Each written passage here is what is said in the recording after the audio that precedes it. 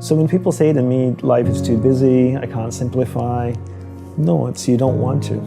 You have the choice. Nobody's holding a gun to your head saying, you have to associate with these people and you have to do these things. No, you choose to do them.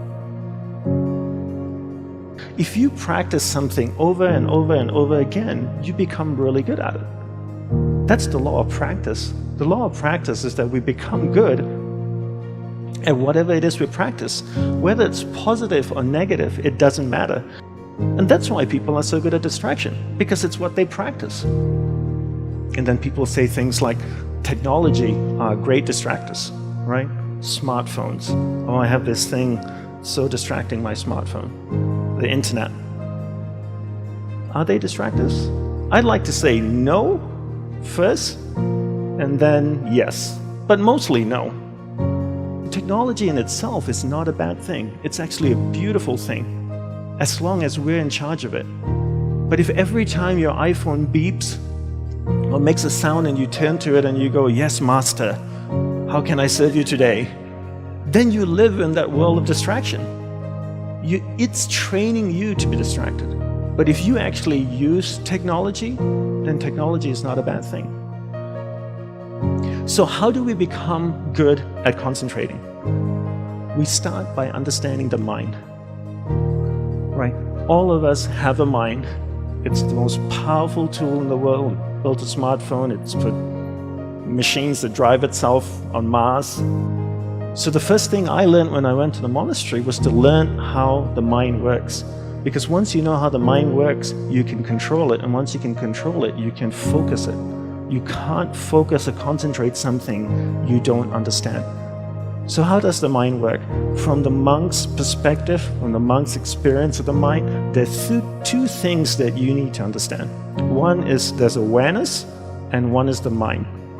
So I'll take a few moments to explain this to you and share what they are. So imagine awareness as a glowing ball of light, like an orb that can float around. Okay, so that's awareness. Now imagine your mind as a vast space, vast area with many different sections within it. One area of the mind is anger, jealousy, food, sex, happiness, joy, science, art.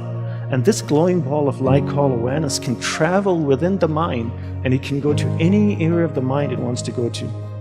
And when it goes to a particular area of the mind, it lights up that area. When it lights up that area of the mind, you become conscious of it. And this is what happens all day. We allow people and things around us to take awareness from one area of the mind to another all day long, from the time we wake up. And therefore, we become distracted.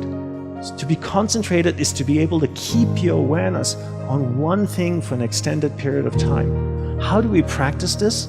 We practice this by doing one thing at a time throughout the day. What's the best way to develop concentration? The best way to develop concentration is to bring that practice into our everyday life. Look at opportunities throughout your day.